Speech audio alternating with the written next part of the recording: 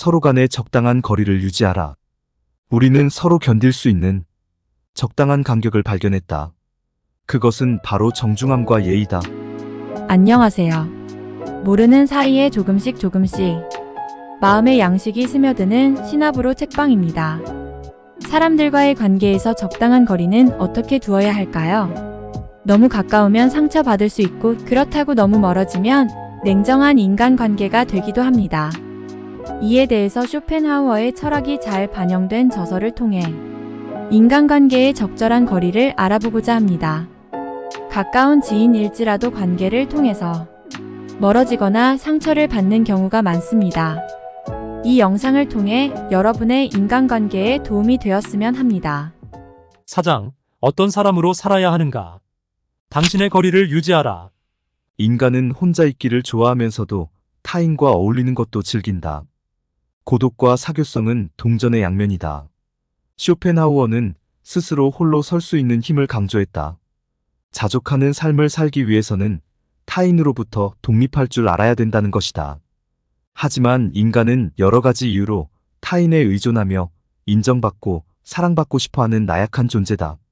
그러면서도 인간은 고독의 끝에서 다른 사람과 함께하려는 욕망이 있다.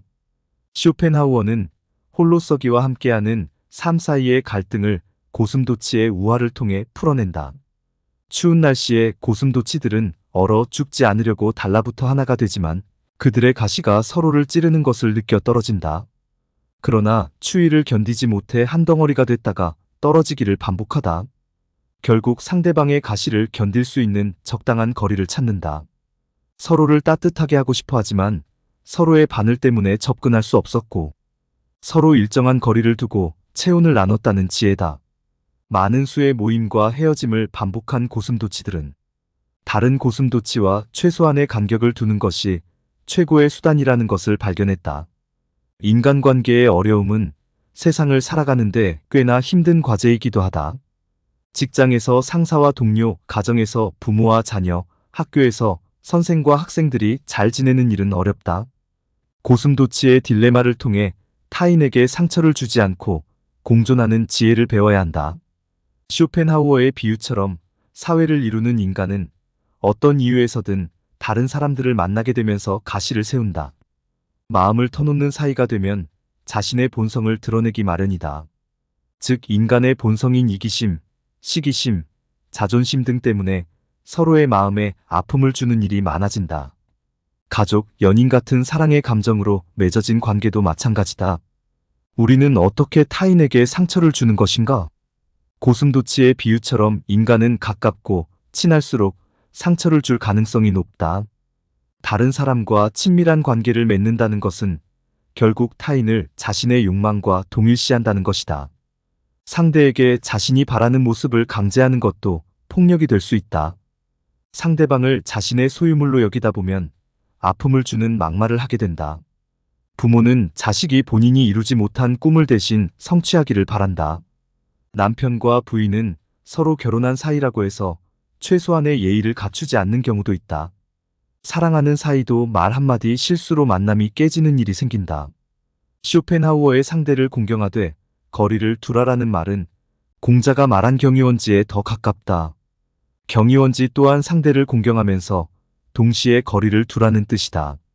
그 당시 백성들이 귀신이나 미신을 믿는 경향이 많았는데 위대한 지혜로운 지도자라면 모든 생각에 무조건적인 동의를 하기보다는 불합리하거나 마땅하지 않는 것에 적당한 거리를 둘 줄 아는 것이 중요하다는 의미로 쓰였다.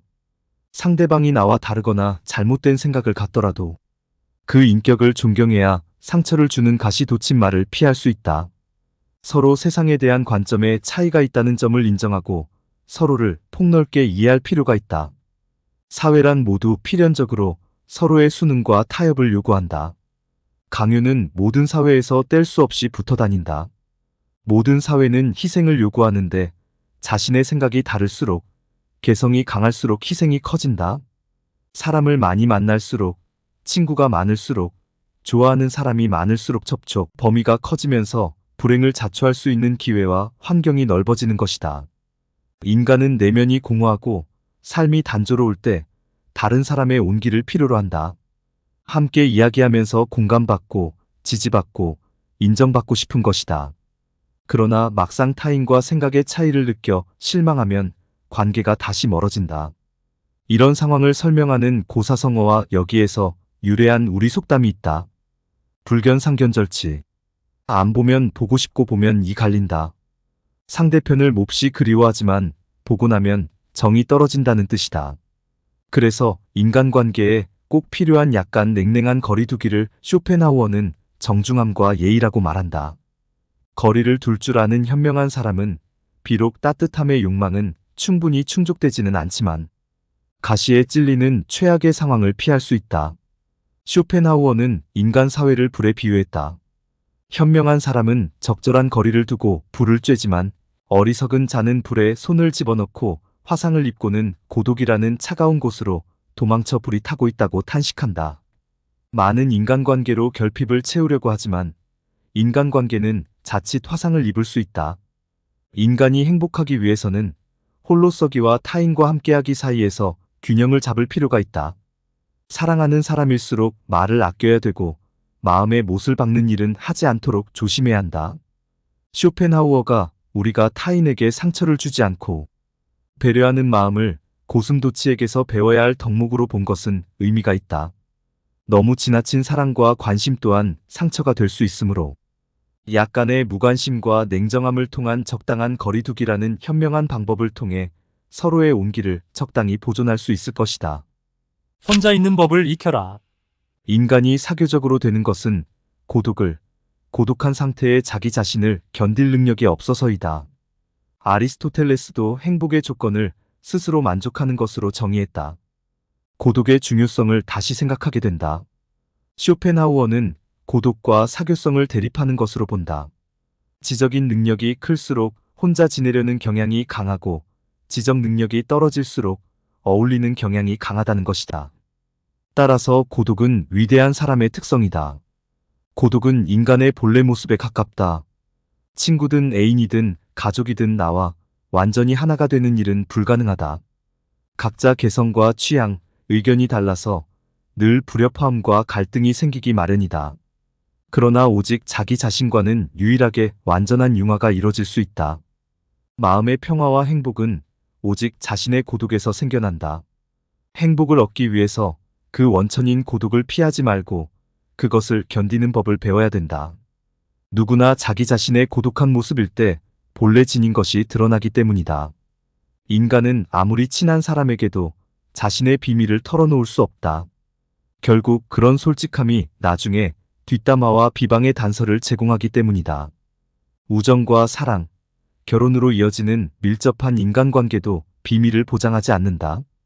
이런 면을 봐서는 다른 사람과 교제가 적을수록 좋다. 잡담, 유흥, 즐거움 뒤에는 가식적인 모습이 있다. 이 세상에서 우리가 의지할 수 있는 것은 바로 나 자신이며 나 자신을 전적으로 신뢰할 때 가장 행복할 수 있다. 그럴수록 타인의 도움을 필요로 하지 않기 때문에 타인에게 기대할 일도 없고 상처받을 일도 드물다. 혼자서도 행복할 수 있는 사람은 굳이 다른 사람과 만나 희생할 필요가 없다. 인간이 다른 사람을 만나는 이유는 고독을 견딜 능력이 없기 때문이다. 정확하게 말하자면 고독한 시간을 생산적으로 잘 활용하지 못하는 무능력, 내면의 공허, 권태감 때문이다. 이럴 때 남과 어울리는 것은 자신의 고독을 혼자 대면하기 두려워 비겁하게 피하는 것이다. 다른 사람과 어울리기 좋아하는 사람은 단조로움을 피해 외부로부터 강한 자극을 원한다. 그러나 다른 사람의 요구에 따르다 보면 자신의 권리를 포기하는 일이 생긴다. 남과 함께하고 싶은 이유는 자신 스스로 할 수 없다는 무능력, 내면의 결핍과 공허감 등이 있다. 이것이 계속되어 외부로부터 끊임없는 자극을 원하다 보면 유흥에 빠지거나 술꾼이 되는 경우가 많다. 가장 가치 있는 삶은 홀로 지낼 수 있는 능력을 키우는 데 있다. 자신으로부터 도망쳐서 결국 되돌아와 만나게 되는 것은 자신의 본래 모습이다. 다른 사람과 어쩔 수 없는 관계를 줄이면 자신만의 자유와 욕구가 회복된다. 고독은 인간이 성장하는 과정에 긍정적인 효과가 있다. 인간은 홀로 설 수 있을 때 어른으로 더욱 성장했다고 할 수 있다. 아이가 젖을 떼면서 공포에서 독립하게 되듯이 고독은 각자의 자연스러운 상태가 된다. 다시 말해 고독은 인간의 본성에 맞는 본래 행복한 상태로 되돌아가게 해준다. 인간의 군집 본능은 자신의 고독에서 느끼는 단조로움을 견디지 못하는 데서 기인한다. 단지 심심하기 때문에 함께 어울려서 시간을 허비하는 것은 쇼펜하우어의 예시처럼 금관악기로 협연을 하지 못하는 연주가와 비슷하다. 훌륭한 거장은 충분히 독주를 할 능력이 되기 때문이다. 우리도 혼자의 힘으로 잘 살 줄 알아야 한다. 인간은 더 완벽해지기 위해 사랑을 한다. 최근 우리나라에서 결혼하는 비율이 떨어지고 이혼율이 높아지는 이유는 결혼을 통해 자신의 자유가 줄고 구속이 늘어난다는 생각이 보편화됐기 때문일 것이다. 결혼 이후 맞닥뜨리는 고단한 현실은 사랑에 빠졌을 때는 전혀 예측하지 못한 일이다. 특히 자신을 돈 버는 기계쯤으로만 취급받고 가족과 전혀 소통하지 못하는 경우 그 갈등이 더욱 커질 수밖에 없다. 그럼에도 사랑에 누구나 진지해질 수밖에는 없는 이유는 자신의 후손이 만들어지기 때문일 것이다. 사랑을 통해 느끼는 기쁨이나 고통은 우리가 의식하지 않는다고 해도 인류의 종족 보존이라는 대전제에서 이뤄진다.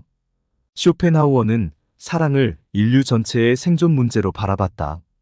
모든 연애는 인류의 생존에 대한 진지한 성찰이다. 이 세상에 사랑이 존재하지 않는다면 우리는 지금 이 순간부터 멸종의 길을 걷게 될 것이다. 지금 우리가 살고 있는 시대는 이전 세대의 사랑에 전적으로 의존하고 있고 미래의 세대는 우리의 사랑에 의존하고 있다. 쇼펜하우어에게 성은 자신의 후손을 만들어내는 일이라는 사실에 목적이 있다. 우리 생명의 유한성은 후손을 통해 극복될 수 있다. 생명 존속이라는 본능은 결코 포기할 수 없는 것이다. 그러나 그에 앞서 선행돼야 할 것은 사랑의 진정한 목적을 인식하는 것이다. 우리는 자신의 결함과 정반대 성격의 결함을 가진 상대방을 매력적이고 아름답다고 생각하기도 한다. 이것이 반대인 사람에게 더 끌리는 이유일 것이다. 처음에 사랑에 빠진 사람은 진지하며 자기의 보존을 위해 열심이다. 사랑과 성욕은 아주 밀접한 관계에 놓여 있다. 사랑을 하는 사람들은 자기의 후손을 만들기 위해 욕망한다. 사랑을 통해 우리는 우리의 생명을 존속하는 생명을 잉태할 수 있다. 출산이 목적인 성적인 사랑은 다음 세대를 구성하는 점에서 매우 중요하다. 인간은 우생학적으로 좋은 유전자를 얻으려고 노력한다. 이렇듯 쇼펜하우어는 사랑을 자신의 쾌락을 위한 것이 아니라 미래의 생명을 낳기 위한 행위라고 봤다. 따라서 두 사람이 눈길을 처음 주고받을 때부터 이미 미래의 부모가 되기 위한 본능이 작동한다. 처음 눈길을 주고받을 때부터 이미 새로운 생명의 가능성이 생겨난다. 미래에 어떤 아이를 낳을지 무의식적으로 고려하게 된다는 것이다. 남성이든 여성이든 사랑을 통해 자신의 결함을 보완할 가능성이 있기 때문에 좋은 유전자가 매력을 끈다. 무엇보다 예쁘거나 잘생긴 얼굴이 호감을 끈다. 오똑한 코, 시원한 눈, 예쁜 이마 등은 남자들이 선호하는 여성의 조건이다.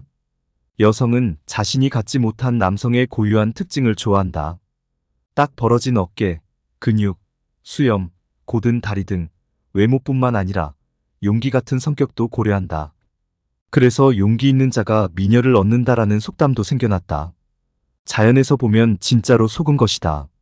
남의 시선을 끄는 것, 특히 이성의 관심을 끄는 것은 남녀의 차이가 있지만 건강한 신체와 외모다. 10대와 20대가 이성을 바라보는 기준은 매우 까다롭다. 나이 차이가 위아래로 한 살인 경우도 있다. 쇼펜하우어의 생각대로라면 더 좋은 유전자도 고려하지만 잘생긴 외모에 끌린 것이다. 물론 각자 취향이 다르고 쇼펜하우어가 남성과 여성의 차이를 두기는 했지만 공통점은 외모다. 여성은 키가 크고 잘생긴 남자를, 남성은 얼굴이 예쁜 여성을 원한다. 자연이 원하는 바는 다른 것을 덜 고려하고 잘생긴 외모의 사람과 사랑에 빠지는 것이다. 이런 감정으로 사랑하는 사람과 영원히 함께하고 싶은 것이 이상적인 사랑의 모습이다. 자연은 인간이 사랑을 할 때 이것저것 따지기를 바라지 않는다. 젊고 예쁘고 멋있는 사람과 정열적인 사랑을 하길 바란다. 비록 결혼을 하면 그런 환상에서 완전히 벗어나 현실을 마주하게 된다. 서로에게 기대가 컸던 만큼 실망도 커지기 마련이다. 결혼을 할 때 학벌, 경제적인 능력, 집 등을 꼼꼼하게 따지는 경우는 그런 조건이 없어지면 상황이 더 나빠지기 때문이다. 실망해서 헤어지는 것은 매한가지다. 외모에 속아서 결혼한 사람은 배우자가 외모가 달라지거나 늙으면 실망한다. 돈을 보고 결혼한 사람은 재산이 없어지면 실망한다. 구석기 시대라면 몰랐던 현실들을 인터넷이나 TV를 통해서 알게 됐다. 이 세상에 멋진 사람이 너무나 많다는 사실을 깨닫고 결혼의 현실뿐만 아니라 실패 사례를 보면서 상대방에 대한 조건이 너무 높아지고 있다. 자연은 인간이 눈먼 사랑을 하기를 원하는데 인간은 너무나 따지려고 든다. 그래서 태어난 아이를 통해 인간을 가족이라는 제도로 구속할 수밖에 없다. 쇼펜하우어는 다음과 같이 말한다. 조건을 고려해서 이성적으로 선택한 결혼에는 본능에 이끌린 사랑 같은 정열이 없다. 그러나 성적인 매력에만 이끌려서 결혼하면 평생 후회와 탄식을 안겨줄 반려자를 얻을 것이다. 잘 들으셨나요? 사람들과의 만남을 통해 관계를 쌓는 것은 쉽지 않습니다. 쇼펜하우어의 인간관계 거리는 공자의 경이원지 사상처럼 적절한 거리를 통해 정중함과 예의를 갖추라고 강조합니다. 하루에도 다양한 사람들을 만나는 우리에게 적절한 거리를 찾아가는 것은 쉽지 않습니다. 그의 말처럼 정중함과 예의를 통해 거리를 만들었으면 합니다. 이 영상을 시청하신 여러분은 어제보다 더 나은 오늘이 될 것입니다. 구독과 좋아요는 영상 제작에 큰 힘이 됩니다. 이상 신압으로 책방이었습니다. 안녕.